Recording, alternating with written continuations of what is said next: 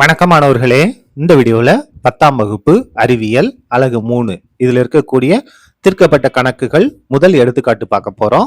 என்ன கொடுத்திருக்காங்க பாருங்க. 70 மில்லி லிட்டர் கொள்ளளவு உள்ள கொள்கலனில் 50 மில்லி லிட்டர் திரவம் நிரப்பப்படுகிறது.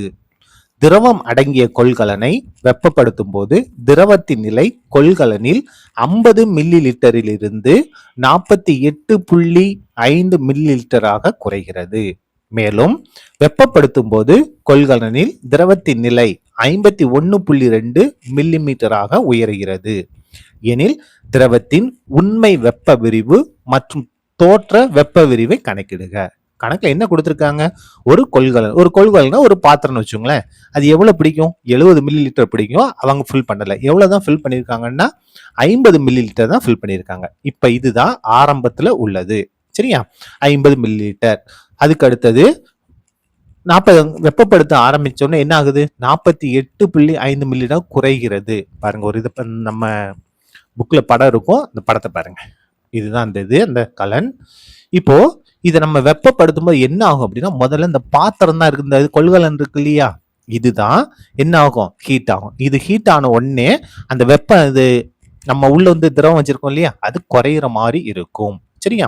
முதல்ல பாத்திரம் தான் சூடாகும். அதனால ஒரு சின்ன மாற்றம் ஏற்படும். இப்போ நம்ம கணக்கு போயிடலாம். என்ன இருக்கு பாருங்க. ஆரம்பத்துல வெப்பநிலை எவ்வளவு இருக்கு? ஆரம்ப நிலை திரவம் லெவல் 1 50 மில்லி லிட்டர் இருக்கு.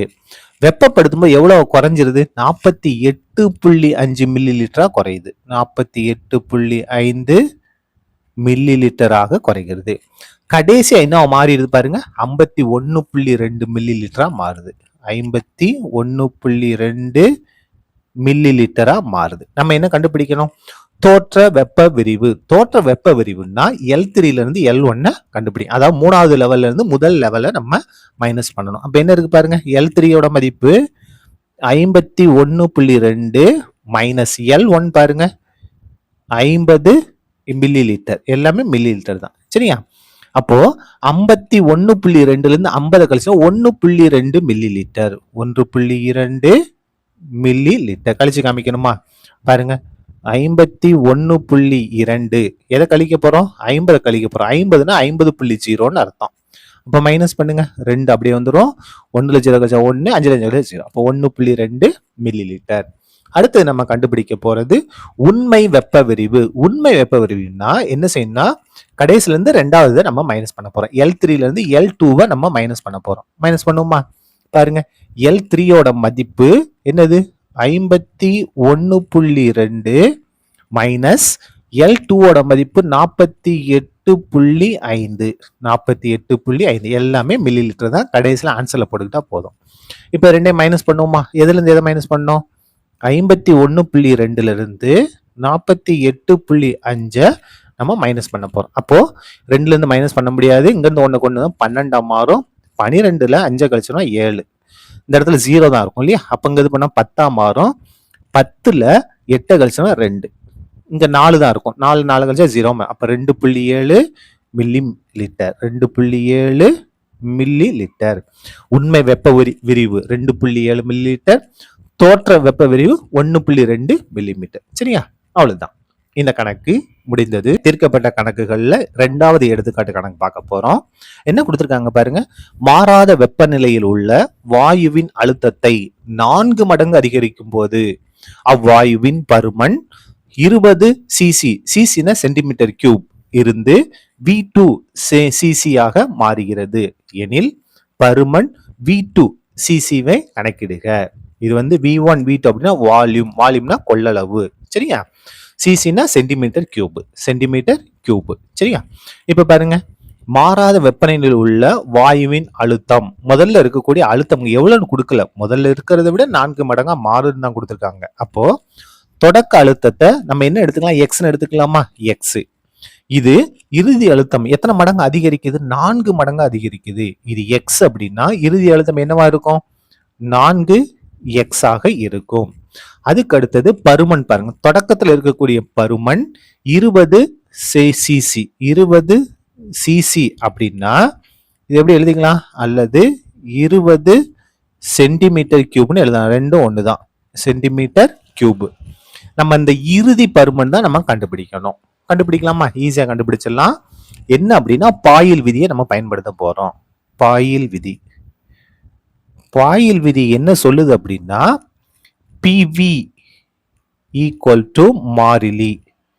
பிவி ஈக்குவல் டு மாறிலி. இப்போ நமக்கு ரெண்டு இருக்கு இல்லையா? P1 இருக்கு, V1 இருக்கு, P2 இருக்கு, V2 இருக்கு. அப்ப ரெண்டையும் தனித்தனியா கண்டுபிடிக்கலாம். அப்ப நமக்கு P1ஓ V1ஓ என்னவா தான் இருக்கும்? ஏதோ ஒரு மாறிலியா தான் இருக்கும். மாறிலி. சரியா? மதிப்புகளை பிரதியிடுங்க. P1 நம்ம எக்ஸ்ன்னு எடுத்திருக்கோம். பெருக்கல் V1 கணக்குல கொடுத்திருக்காங்க. என்ன கொடுத்திருக்காங்க? 20ன்னு கொடுத்திருக்காங்க. ஈக்குவல் டு மாறிலி. மாறிலி. சரியா? அதே மாதிரி இன்னொன்னு P2 இருக்கு, V2 இருக்கு. P2 V2 இதுவும் என்னவா தான் இருக்கும்? மாறிலியா தான் இருக்கும். PV வந்துட்டாலே மாறிலி. அங்க ரெண்டு இருக்கிறதால நம்ம 1 2ன்னு எடுத்திருக்கோம். சரியா? இதுவும் ஒரு மாறிலி தான். அப்ப P2ஓட மதிப்பு என்ன பாருங்க? 4x. P2ஓட மதிப்பு 4x பெருக்கல் இந்த V2 தான் நம்ம கண்டுபிடிக்க போறோம். ஈக்குவல் டு மாறிலி. ஈக்குவல் டு மாறிலி. இப்ப பாருங்க, இங்கேயும் மாறிலி தான், இங்கேயும் மாறலாம். வலது பக்கம் சமமா இருக்கு.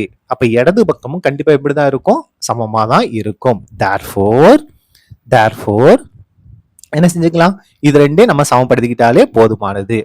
P1 V1 equal to P2 V2. சரியா? இப்ப பாருங்க, இந்த P1 V1 ஓட மதிப்பு அங்க இருக்கு. x பெருக்கல் 20. x பெருக்கல் 20. P2 V2 தான் அங்க இருக்கு பாருங்க. 4x பெருக்கல் V2. இப்ப நம்ம V2 தான் கண்டுபிடிக்க போறோம். சரியா? இப்ப பாருங்க, x பெருக்கல் 20 பை இந்த 4x பெருக்கல் இருக்கு, இங்க வந்தா வகுத்துல மாறும். 4x equal to V2. Cancel பண்ணுமா? எக்ஸும் கேன்சல் ஆயிரும். 1 4 4 5 20. அப்போ 5 ஈக்குவல் டு V2. அப்படி சைடை மாத்தி எழுதுங்க. V2 equal to 5 centimetre cube. இதான் என்னது? நமக்கு தேவையான பருமன். சரியா? அவ்வளவுதான். இந்த கணக்கு முடிந்தது. நன்றி.